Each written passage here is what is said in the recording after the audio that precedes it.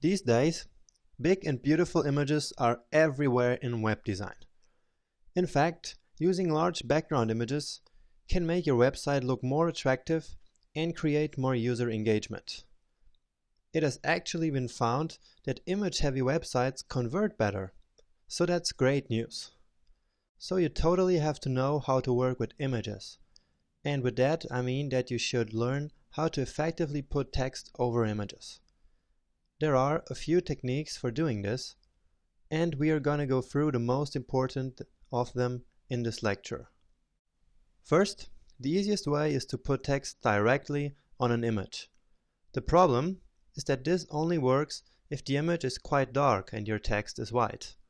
Otherwise, you will not have enough contrast between your image and your text.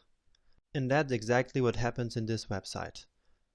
I mean, I like the design, but the white text in the headline is quite difficult to read because the image is also quite bright.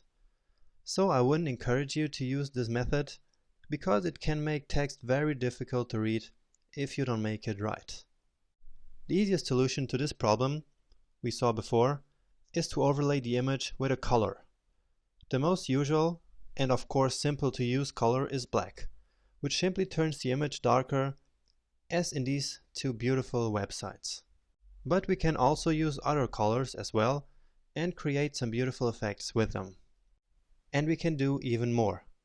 We can use color gradients to achieve stunning effects like these websites do. You can find a link to some beautiful color gradients in the course ebook. However, it is important that you keep in mind what we've learned about colors, which means that you should not just use some random colors, but you already know this by now, right? So please use image overlay with colors other than black or white very carefully.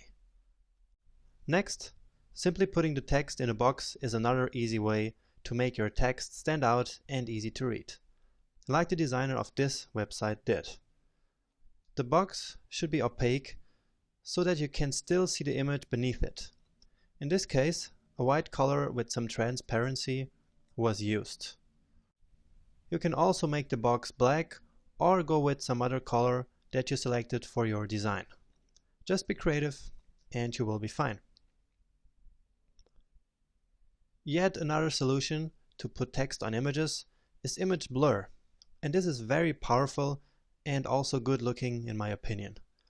You can either blur the whole image like these two websites do, or you can use an out of focus area of a photo as the blur, like the first of these two websites do. You see that? Now in this case, we need to make sure that the text stays on the blurred image part on all screen resolutions. This is particularly important for responsive web design. And now the last method I want to show you is the so-called floor fade. The floor fade is a technique where an image subtly fades towards black at the bottom, with white text written over it. This is the profile page of 500px.com, and this uses the floor fade extremely well. So it is almost unnoticeable, but still improving readability, which is exactly what we want. And this would be the same website, but without the floor fade. And in this case, we have a hard time reading some of the small white text down there. So the floor fade increases the text readability dramatically. This means that in situations like this, where we want text at the bottom of an image, this is the perfect solution to go for.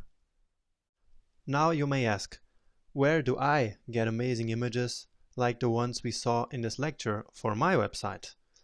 Well, you either already took some great photos for some website you're planning, or you can just get a lot of super cool free images on the internet.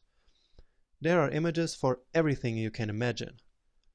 As always, I share the best resources with you in the course ebook. And this closes our lecture on working with images. In this lecture you saw a lot of great websites, and those can actually be a good inspiration for you and your websites.